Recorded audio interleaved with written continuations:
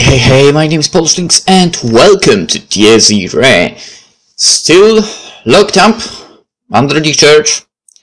We shall continue. Hopefully our advance out of this area. Yeah, as clean as it was, I could still feel humor smell tickling my nose.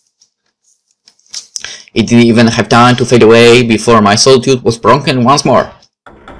I heard the library door open, not a single part of me thought that she returned, and the ominous presence leaking into the cell quickly confirmed that I was right.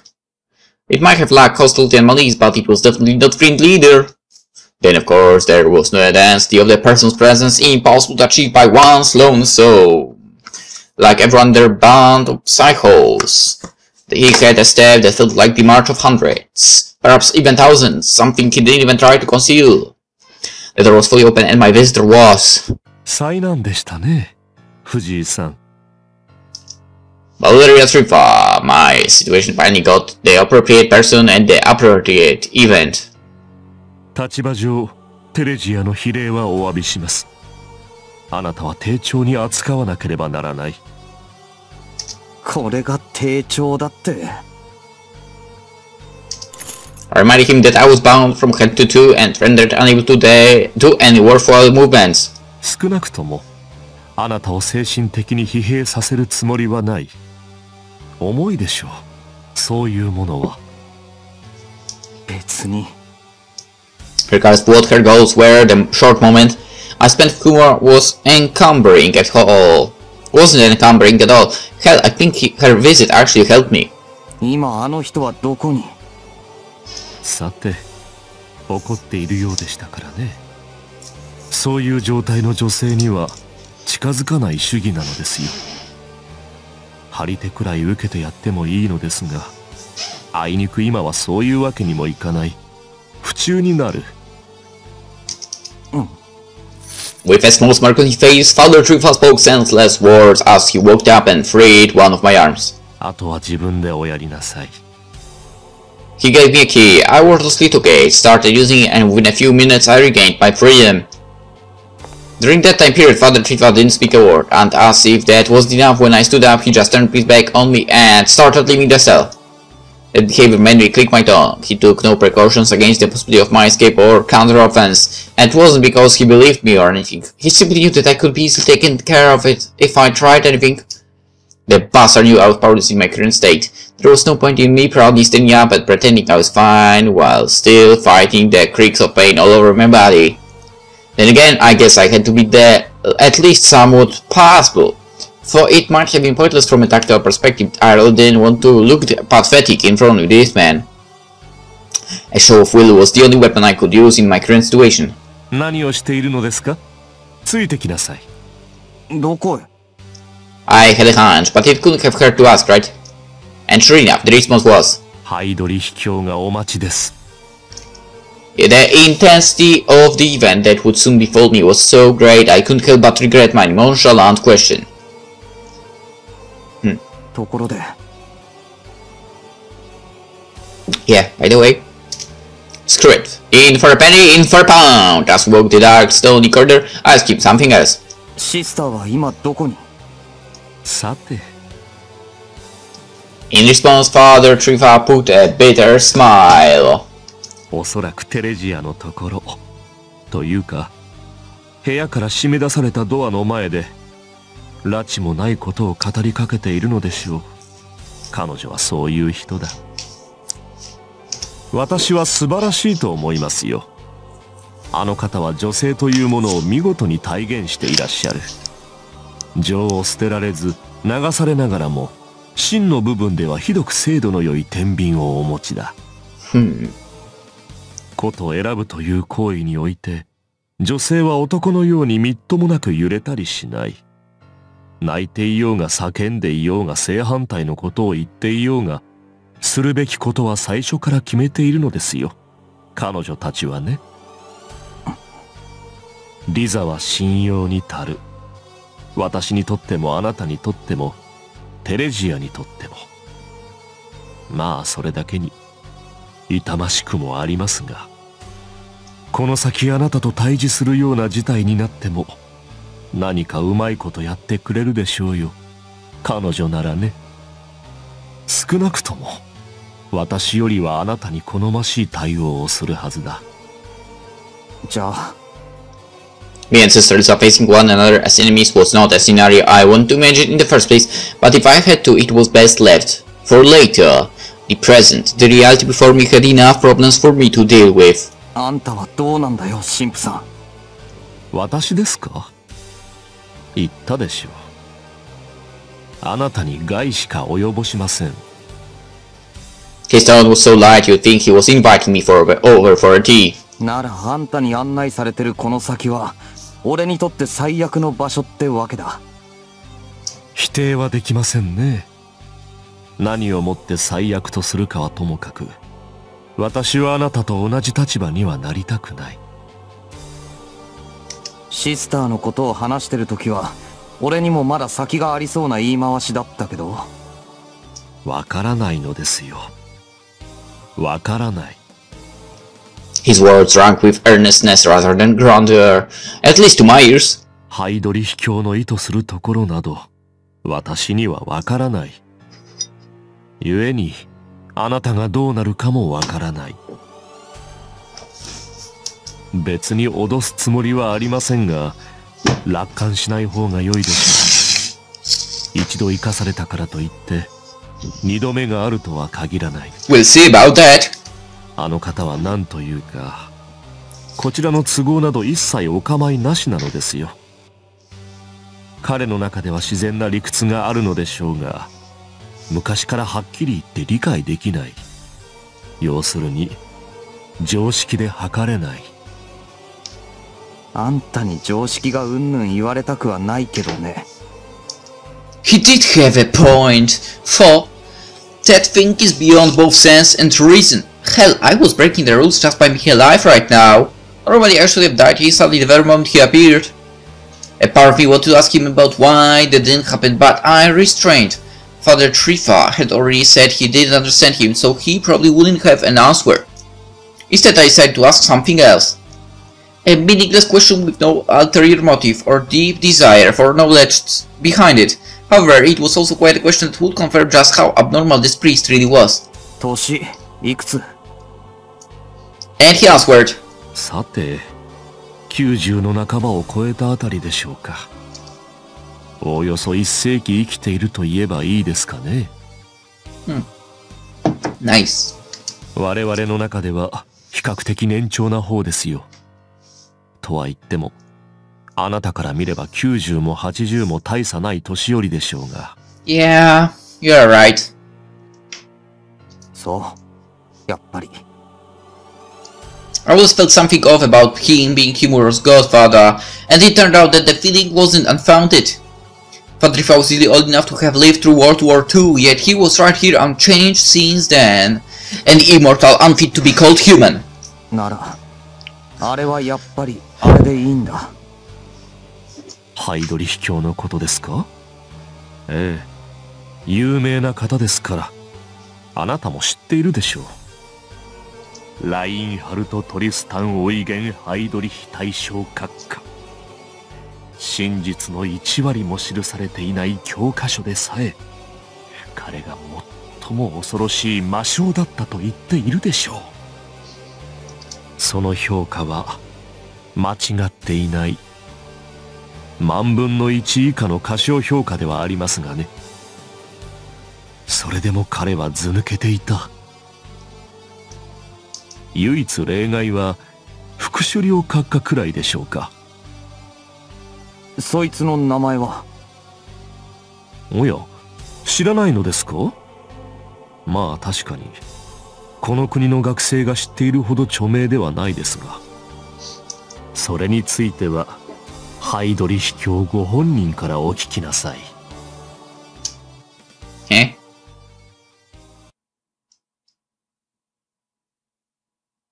We reached the end of the long corridor, where a castle towered over us.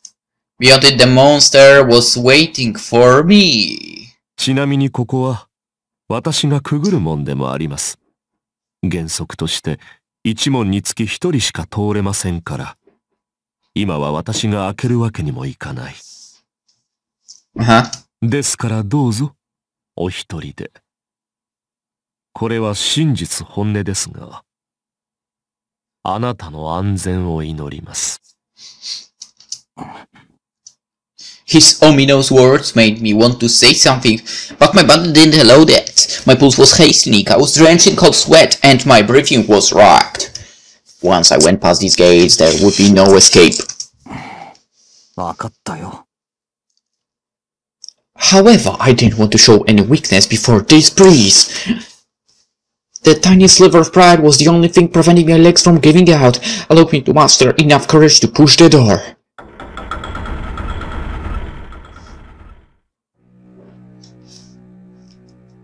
The hangings creaked as the vertical space in the middle of the gate opened up. Compared to how heavy and grand it looked, I was able to spread it with relative ease and pass into the room beyond. 座ってしばしお待ちなさい。だが、副首領閣下の席だけはやめた方がいい。そこはハイドリヒ教と近すぎる。ゼクス、ズイーベン、そのあたりが良いでしょう。対面ですし、あながちあなたと無関係でもない席だ。His words echoed behind me as the gate creaking to close, leaving me all alone. I considered my options. Not only was I completely cornered, but the place was infested with demons and devils. I knew that my situation was similar to that of a fish and on a chopping board, but I couldn't give up on life just yet. しかし、円卓か。First things first, I examined the room I was locked in to get a better grasp of my situation, and that was the most noticeable object. A jet black table as round as it was dark. The weight made the light seep away from it despite its hue was reminiscent of pitch stone or ebony, and its placement in the very center of the space served to emphasize its grandeur. The obsidian round table couldn't be any more fitting. While the center of the room was flat to give space to the table and the 13 seats, it went upwards as it went upwards, making it comparable to the Colosseum or a theater.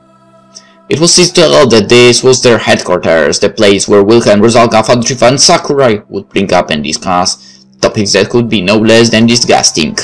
To be honest, I really wanted to fucking break it. I was told to sit and wait, but the idea of taking any of these seats rubbed me the wrong way. Not only was it unpleasant, but it would hinder the swiftness of my response if something happened. This was a monster cage, and I was locked in it, so I couldn't allow myself to do something so reckless. That aside, for I could actually feel the dispositions of the seats, owners just by looking at them, so I decided to do a small examination. The gate I walked through belonged to Father Trifa, so it was safe to assume that the seat before me was his as well. On the bank it had a symbol that resembled a tree with branches, but that was about the only noteworthy thing about it. The seat next to it, however, felt absolutely terrible. Specifically the one to the left on the priest's seat. The symbol on it was a triangle-like shape, pointing to the right and drinking of a rotten stench. Almost like it had been doused in tens of buckets of putrid blood. Wilhelm's. It didn't take much to realize that the seat belonged to Wilhelm. Its stony composition aside, I couldn't help but feel like it was made of bones and flesh so decayed that I had to hold back an urge to vomit as I shifted my gaze to the other one. This one probably belonged to Sakurai. The symbol was nothing but an arrow pointing upwards, and compared to the other two, it had an aura of Yav surrounding it. As Yav as it was, for there was no hint of bloom. It was too stiff, too strict, too severely lacking in plasticity. It possessed a tension that easily reminded me of her and the typical severity of her expression. So those were seats 3, 4 and 5, huh? I did recall the numbers they spoke when they introduced themselves, and the impressions I got here were a perfect match for the owners. Then I reached seats 6 and 7, the ones Father Trifa recommended, the ones that were supposedly not entirely unrelated to me. But then, the priest was right about seat number 6. I couldn't feel anything unpleasant about it, so if I did take a seat, this would probably be the one. But then I remembered that the one before it belonged to Reinhard. I had the impression that round tables were meant to prevent displays of superiority, and yet, while my eyes failed to see a difference, I could easily feel it. That seat belonged to the master of this room. This sign etched into its surface had to be either the letter N or H. Yet I couldn't help but sense something awfully ominous about it. Imagine that if as foreigners saw the kanji for murder or destruction, they wouldn't assume that they represented love or peace either, and that was exactly how I felt about this. Curse? Hate? Ah, that didn't fit it. It's more like the symbol for nuclear weaponry. It was probably, no, definitely.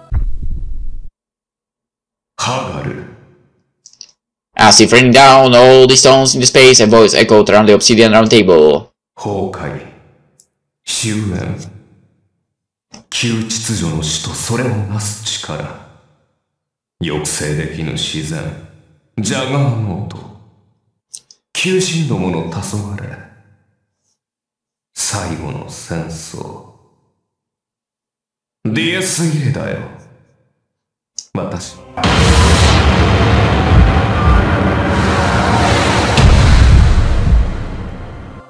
Yo! Accompanying the voice, I saw with an overwhelming mass manifest itself before me once again. Golden eyes that matched his mane, and a face refined beyond all descent. For even beyond that, he filled the room with grace and marched with the royal nobility. The Lord Commander of the Obsidian Table, Reinhard Heydrich. I don't know if he just didn't intend to intimidate me now, but the pressure that forced me all and everything to prostrate themselves before him was weaker than last time. Even so, I still had trouble looking at him straight on, as ironic as it might be, for all the life and death situations I went through dulled my sense and body to so much that it minimized my fear of him.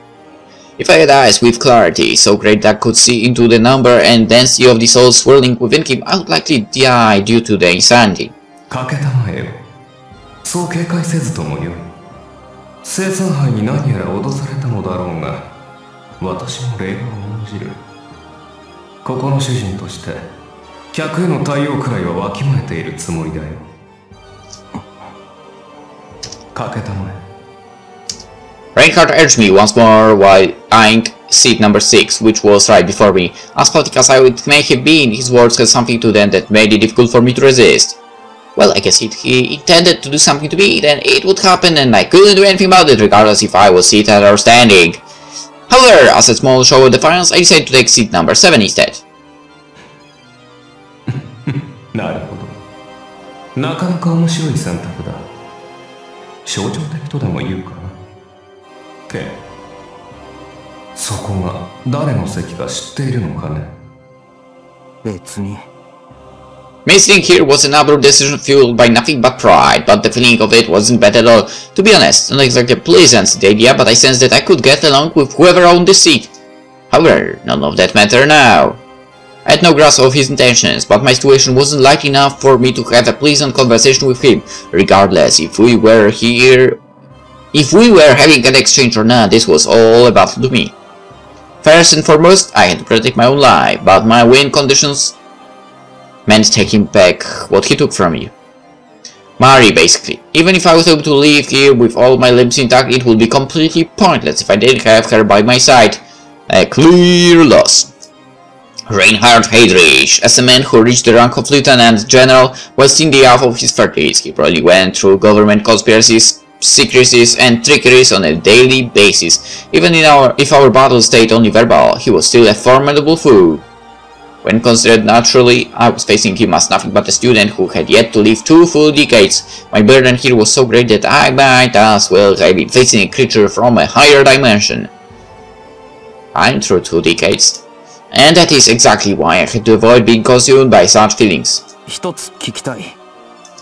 Spoke loud and clear to try and take the lead of the conversation. This wasn't a case where I could go on the defensive. なんで俺は生きている？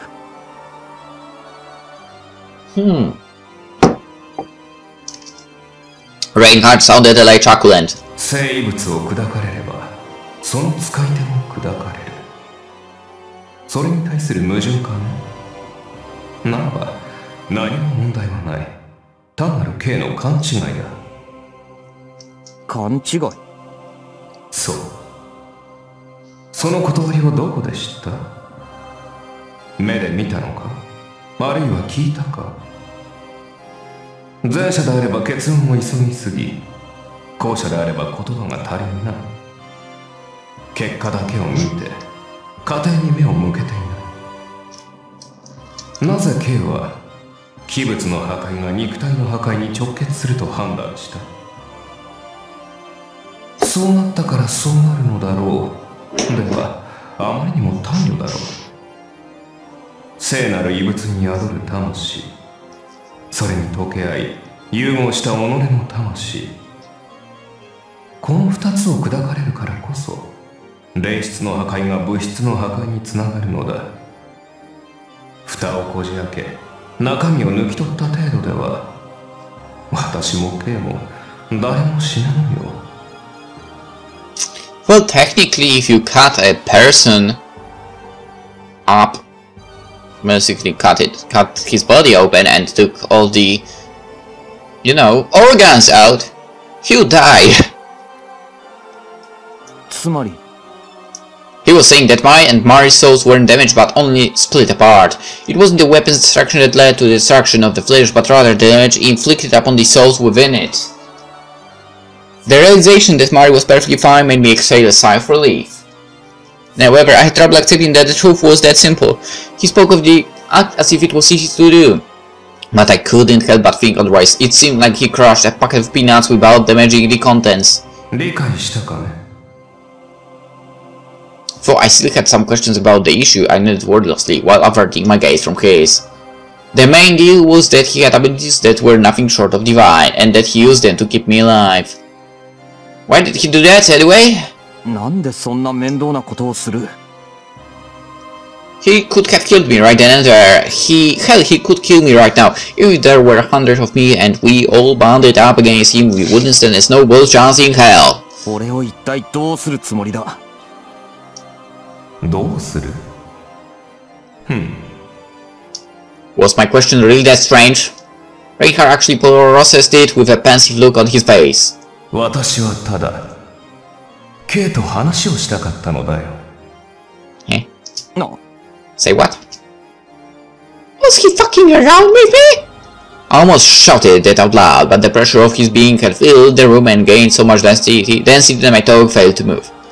I could feel that he was about to speak something laden with danger. Words that would curse me if they entered my ears, words that I shouldn't even hear, let alone listen to. ザラテストラ。例えば K は今と同じ状況を以前にもあったと感じたことはあるまいか。未曾有の恐怖、絶対の危機、最悪の絶望。死を前にしたその瞬間ですら、ふとそんな冷めた考えに浸ったことを。I felt some recent memories of mine still within my head. Reinhard spoke words that were, "These déjà vu just won't ever stop." The same as his. The only difference was in the way they presented it, but that could be chalked up to their personalities. However, there was absolutely no doubt that we were talking about the same thing. 逆であってもいい。舌をとろかす美酒、心震わす学問、形成の美女。人生を彩る快楽が単なる焼き増しの追体験だと感じたことを。That made me remember Himuru's visage. I could still feel her warmth, and it allowed me to master the foolhardiness of a suicidal madman. A confrontation with this golden man almost made me believe that my lifespan was being chipped away, and yet I looked at him head on. それが一体どうしたというんだ？その悲壮感。まさに死という道に向かう挑戦者の姿勢だ。ならばこそ私の話を聞くがいい。Was he just messing around? I glared at him as if to ask that, and he only shrugged to indicate that I was misunderstanding him. そうではない。基地というものの恐ろしさを解くにあたって死こそが最良の教材であるからだ。故に私は死を心に落とした K に説く。真に恐ろしいものは死ではない。その畏怖もその尊厳も何もかもが剥奪され、死が死でなくなる基地の方だということ。A thing more frightening than death itself? 例えば私はこの瞬間 K と対峙するこの空間、空気に覚えがある。かつて私は K に同様のことを説いた。それを覚えているのだ。What the hell was he saying? I don't remember anything like that. However, he didn't sound like he was speaking of a hypothetical scenario. 思い出さないのかね。人違いだろ。A forced retort. K の記憶に誤りはない。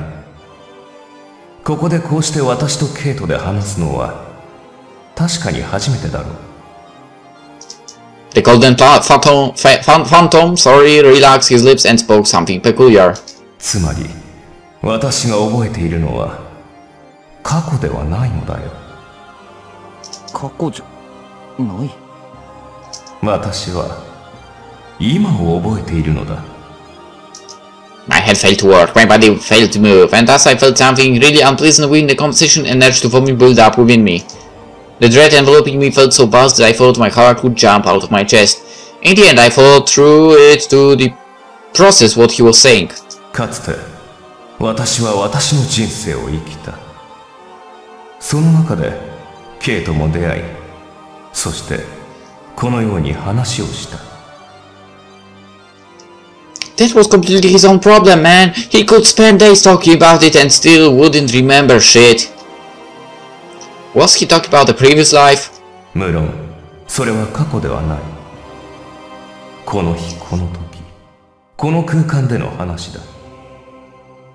私は、それを覚えているのだよ。予知能力でも持っているのか。本当に覚えていないらしいな。K は、あの時の K とは別人なのか。I couldn't be any less equipped to answer the question. None of what he said rang a bell, so he might as well have been talking to a wall. 未来を予知することができれば、どれほど楽だろうな。残念ながら、私にそんな力はないよ。His lips shaped a self-reading smile. 今この瞬間の経験、体験を私は覚えている。いいかね。類似した体験を思い出しているわけではない。かつての生において同じことをしていたのだと思い出しているのだ。かつて私が今と同様にラインハルト・ハイドリヒであった時、今と同じようにこの日この時 K を呼び出して同じような問答をしたと思い出しているということだ。I didn't get him at all. To me, the only present was now, this very moment. K にとって今とは今この瞬間だけなのだな。幸せなことだ。妬ましいほど。何が言いたい。確認をしておきたかった。K が何者であるのかを。私もまたカールから何も知らされていないのだよ。カール Carl, who was that? カール・クラフト。私と知り合った時はそう思っていた男だよ。卓越した異常者だ。いわく3単位で名を持っているらしいがな。うちのいくつかは K も知っているのではないのかね。例えばファウスト、サンジェルマン、パラケルス、カリオストロ。Well, I do know 3 of those. I never heard about Paracelsus, to be honest. But maybe I did and I don't remember. Let's quickly check who that exactly was. Paracelsus.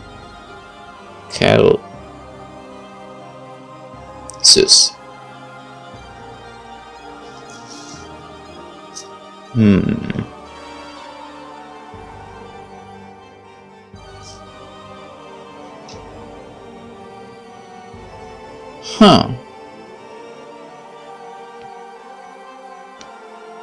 No, that's not what I want to do. Alright. Oh, a doctor. Father of the medicine. Okay.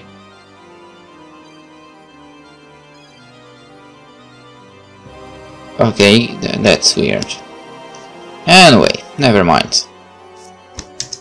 Cagliostro. そしてメルクリウス。このまま一番通りが良いか。 Guess so. This was giving me a headache. How long had the guy been alive? Just by considering his relation to Mari, his minimum possible age was at least 200. But now I was supposed to process that he existed even prior to that? And then I was supposed to believe that come wartime, he changed his name to Carlcraft and mingled with the Obsidian Rock table? Not only that, but he was the one who met with the once human Reinhard and Father Chifa, transforming them into the human beings they now were? Downright ridiculous. Even with the greatest proof sitting right before me, I couldn't just accept it so easily. 信じているのか、それを。どちらでもない。どちらでも良い。そんなことは重要でない。ただ、彼には力があり、面白い男で、私と目的が合致している。ならば、何一つ問題はあるまい。目的？言っただろう。基地官だ。As he spoke, Reinhard's voice was filled with malice for an enemy, for a fate that must be averted, and yet I could feel a hint of awe for something of sacred divinity. 私はカールと遊戯を結んで、それに触れた。おかげで以降、世が常にくすんで見えるよ。元から情熱のない生き方をしていたのだが、余計にね。私は一度も達成感や解放感、満足と言えるものを胸に抱いたことがない。当時はそれにすら気づいておらず、故に幸せではあったのだろうな。愚かという名の祝福だが、しかしないということに気がついた。私にできぬことも、なれぬ地位も、倒せぬ敵も、落とせぬ女も、得られぬ財もなかったが、余人であれば、たとえどれだけ小さな山でも越えた時に感じるだろう歓喜、興奮、胸の高まり。それが私には欠落していたと気づかされた。カールは言ったよ。あなたは本気を出していない。Yeah, that happened. 陳腐だろう。まるで万能感に酔う少年の日の妄想だ。しかし彼はこうも言った。究極に近くなるほど陳腐になる。つまり私はどうも生まれる世界を間違えたらしい。難易度が低すぎる、取るに足らぬ。だが生まれた以上は生きていくしか他になく、私なりの順応法、知らずのうちにまとっていた不寛という名の甲冑をカールは容赦なく剥ぎ取ったのだよ。故に基地官だ。私は何をしてもつまらぬという気持ちを無限に味わわされている。ある意味彼は敵だな。私を壊した、人であろうとした私を。I probably didn't get half of what Reinhard was saying, but I understood that his goal could be boiled down to nothing more than 満足したいだけだと。他に何があるのかね。he answered with no hesitation or pretension, only childish straightforwardness. 具体的には2つ。私が全力を行使しても容易ならざる事態の発言、かつそれを乗り越えた先が未知であること。どちらが先になるかは分からん。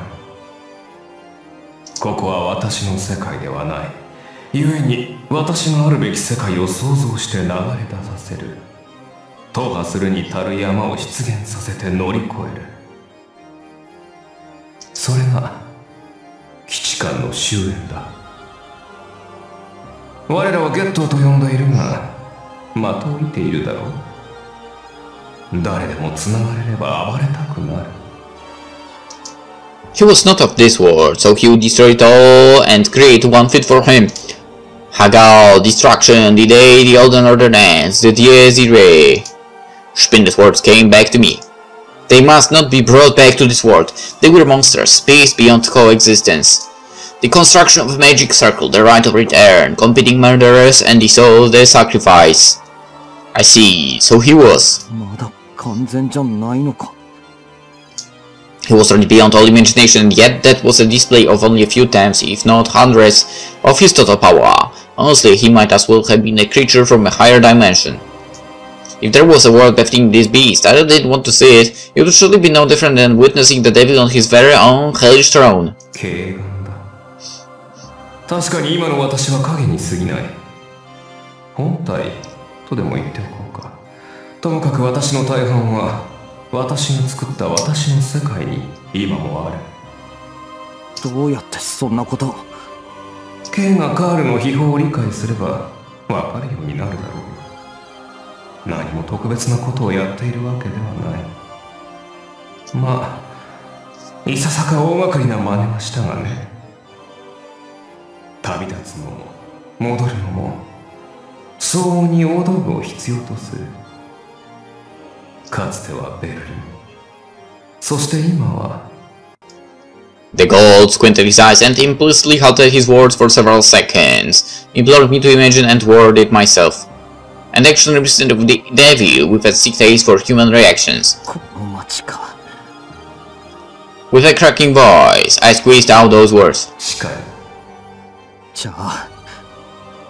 Was that what he was getting at? What he wanted me to take away from this? Such hubris, such inhumanity, so fiendish a thought that no human could think and act by it. その憤りは的外れだな。そうも我々がいなければこの町など生まれておらん。何？ハウスホーファーという男がいてな。地政学の権威であり、魔術師崩れであり、私とカールの、まあ、ありていに言えば、玩具だ。彼はこの国に駐在していたこともある。さて、何をしていたのかな？ A dreadful thought passed through my mind. Me, Kazumi, Shiro, Honjo, all of the currents of our inhabitants were born to a land noticed by these lunatics, into a city planned and built to be their little game board. シャンバラ思想、東方の楽園。彼が傾倒していた理想的国家の何たるかを探るロマンだよ。なかなか面白い男ではあったがね。カールに目をつけられたのが運の尽きだったと言うしかない。ハウスホーファーがシャンバラ・タリウールと記録していたいくつかの地。中でも上位の霊格を有するこの地が哀れにもカールの目に留まる。あとは言うまでもなかろう。Haushofer and Karl, also known as Mercurius, they were two men on completely different levels. To be a magician was an eccentric hobby born out of the madness caused by excessive amounts of learning. The former man was exactly that, but that latter was, without a doubt, the real thing. So real in fact that he could turn a whole city into a stage setting. This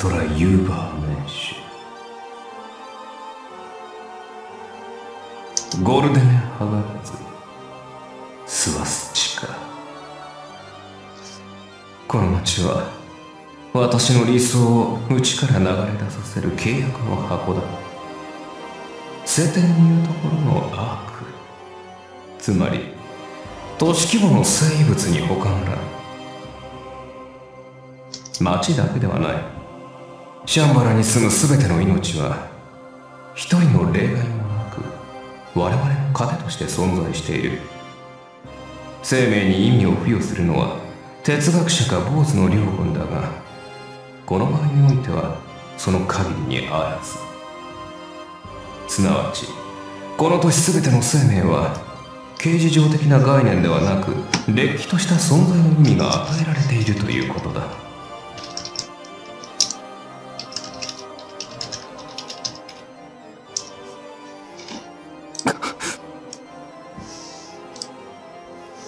This bastard just went and said it out loud. 道具といういう表現が気に食わぬならと言い換えたのだが、これもお気に召さんかね。ならばどうす。諏訪地下を開くのは戦場だ。あまたの血と魂の懺悔。故にどうしようもなく敵手という存在がいる。武器すら持たぬただの民を殺戮しても、それは形状であって戦場とは言わん。無論開かぬこともないが、私の好みではない。霊格が落ちる。わかるだろう。だからこそ刑なのだ。このシャンバラに私を具現させるため、8つの戦場を制覇しろ。拒絶したところで無駄な人死にが増えるだけだ。He was completely right. I was utterly and thoroughly cornered. Whether I fled or fought, Reinhard's return was inevitable. The only good method of dealing with this was to kill several of them at once, swastika, and I knew full well just how difficult that was. Calcraft, an abnormally unpleasant character who was cunning beyond measure. I could understand why he was hated by Wilhelm and the others, but I had the hunch that the very malice directed at him was part of his absurd plot. My situation was like that of a wanted criminal. Sakurai described it as a game of hide and seek, and that wasn't far off the mark at all. I was a substitute to Kraft, the vice commander they so vehemently abhorred, and I knew the extent of their hatred firsthand, having been hunted by a few of them in the past. But if that was the case, then...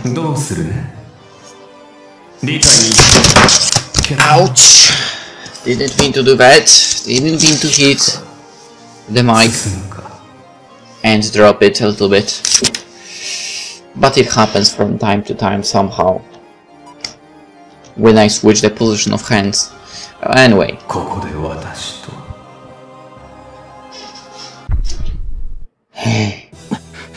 Interesting. For a moment my heart throbbed so loudly it reverberated within my ears. Here's the place, now it's time, the only time. He had been pressuring me since the start and I couldn't even look him straight in the eye. Thoughts and hubris. Beyond measure, a presence so overwhelming that I could physically feel it. Reinhard had reached was so far out of bounds that simply keeping myself together felt a struggle in itself. However, I felt that this was also a golden opportunity, the moment when I had to throw away all thoughts about the probability of success and make a headlong drive into a battle against him. And so I stood up. Straightforward words that contained only what was necessary, spoken while glaring at the golden monster and holding back the uneasiness and chills that felt like they could evaporate my body.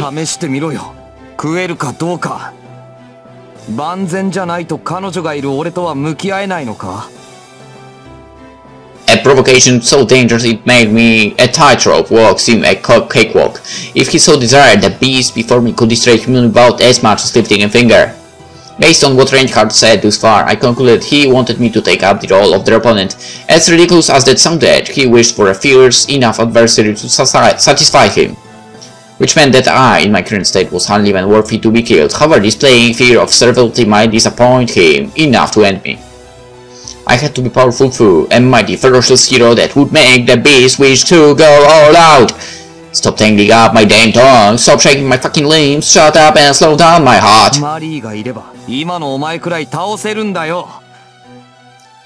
To what was undoubtedly the greatest bluff in all of my life, he responded with... Thanks. Reinhard hung his head, chuckled and then threw it back and laughed out loud. Okay. 見事全くいや上出来ではないか。教育が行き届きすぎだぞカール。しかしこれは家庭として鮮内とはいえ腹立たしいな。彼の命がけも基地だ。無意味だ。いや福音へ至る道として感受するかな。終わりは近い。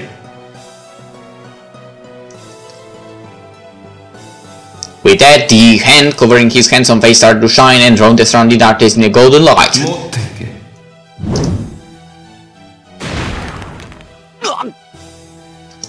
Something came flying towards me, crashed into my chest and shocked me backwards. The gold burning my eyes started to shrink and fade away as I began to feel him disappear. 盟友の女に手を出すほどゲスではない。だが魔男を意識すればむつみ合いの手札もそして情熱も磨き高める気になったであろう。 So you are not that bad after all! ではしばしの別れをザラトゥストラ。よもや逃げない。今の私では不足といった計ならば楽しみだ。実に楽しみだ。私に幹を見せてくれ、この会議を壊してくれ。決戦はその時に我がレギオンをもってお相手すると約束しよう。 Go ahead.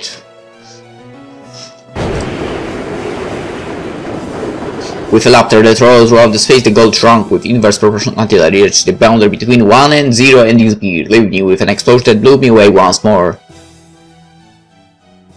Whew. And that's when we end the episode. We'll have our reunion, hopefully, in the next one. For now, hope you enjoyed it, and see you tomorrow, I guess. Bye bye.